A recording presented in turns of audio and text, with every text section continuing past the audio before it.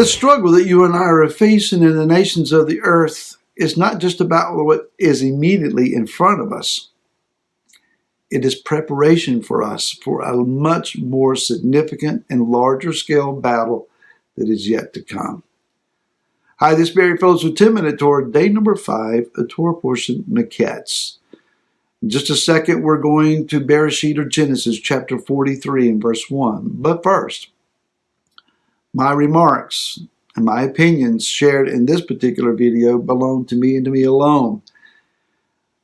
I'm not suggesting that they are shared or agreed with by my contemporary peers or colleagues. Now, chapter 43, verse number 1 says, "But the scarcity of food was severe in the land." The word severe here is kavod, not a word in Hebrew that we normally translate as severe. Kavod is more often thought of as the weighty, heavy presence of the Most High.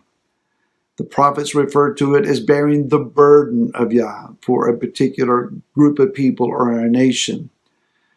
Not only is it weighty and heavy, but it also means to be hard, to be glorious, to be honorable, but also to be grievous.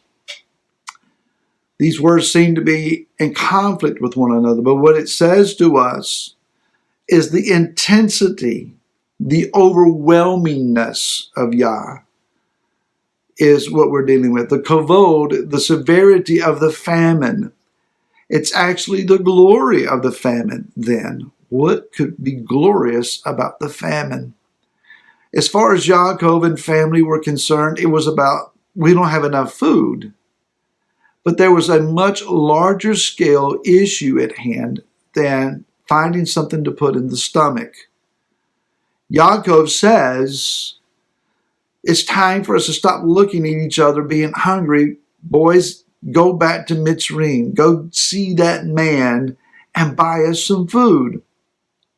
To which he was told, the man said, we cannot come back unless we bring Benjamin, back with us. So let's look then at what's going on. The word kavod here is spelled in Hebrew with 3 letters. A kaf, which looks like the hand or the palm of a man's hand. A vet or bet, which is symbolized by a house. And the dalet, which is symbolized by a door. And so the word kavod symbolically by its letters would say to us, the hand is placed upon the door, or the doorknob, if you will, of the house. Or perhaps it is the hand that is knocking at the door of the house. Where do we see that? It's in the book of Revelation. Yeshua says, behold, I stand at the door and I knock. He's looking for those that will open and allow him to come in, that we could eat together. That is, that we could have covenant together.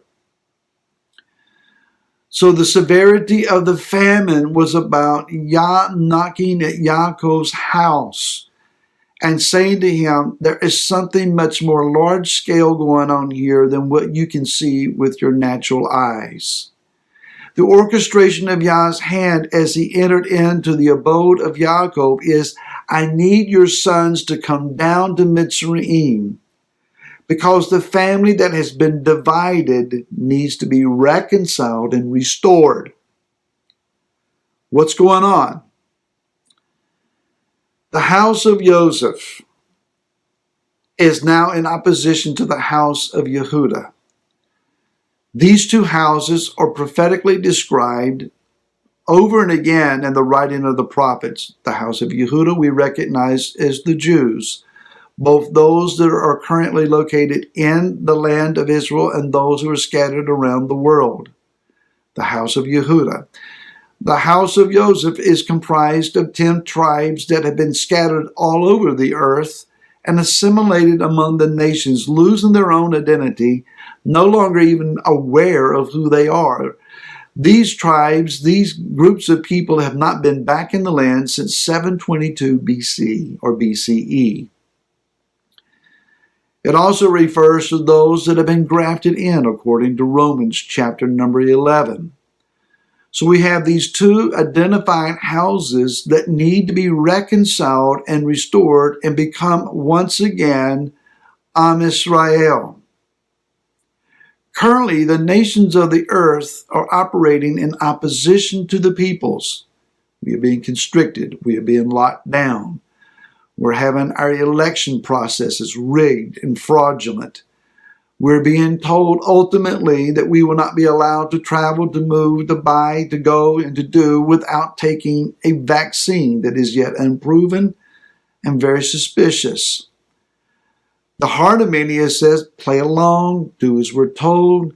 Let's just get along. Let's get through this. We're all in this together. Don't put up a fuss. Don't oppose. Don't resist. All in the name of getting along and having peace. But is this what Yah is asking us for? Is this what He's asking you and I to comply to? Our freedom of worship, our freedom to move, our freedom to speak our heart and our mind, our freedom to assemble, our freedom to go and to make a purchase, to eat at a restaurant, to assemble as the body of Messiah and honor Him together. Our freedom to travel, our freedom to have a free and open election. These are not things that man has given to us. They are afforded to us by our Creator. If we don't defend them, if we don't speak up for them, if we don't ask Him, show us, oh Yah, how to fight this fight, if we say nothing, if we become passive, if we shrink back to wallflowers, then we will not be available for a fight that is even more strategic and significant, and it is just ahead. What is that? Remember, the brother's response was, we have to take Benjamin with us. Benjamin is more than just the youngest brother of the family. Benjamin is a tribal allotment situated between the southern tribe of Yehudah and the one just to the north and to the east, if you will, Ephraim. The tribe of Benjamin is the land bridge between these two houses. The ability of these two houses of people to be reconciled and restored will be centered into a fight for Benjamin. Geographically, Benjamin is the Temple Mount. Make no mistake about it. The current opposition and struggle is not about a virus or political parties or political opinions. The kings of the earth in Psalms chapter 2, they conspire together to throw off the bonds or the restrictions of the Most High and to do their agenda. What is their agenda? It is the Temple Mount. Hasatan is not about America. It is not about the European nations or the Asian nations. Hasatan is about that land bridge. He is wanting that spot to erect his idols and cause the world to come there and to bow down. Ultimately, this fight is about taking the land bridge, Benjamin. Will Yehudah defend Benjamin, or will he relinquish hold of this place to the nations? Let me tell you, Yehudah is not going to pack their bags and leave their land.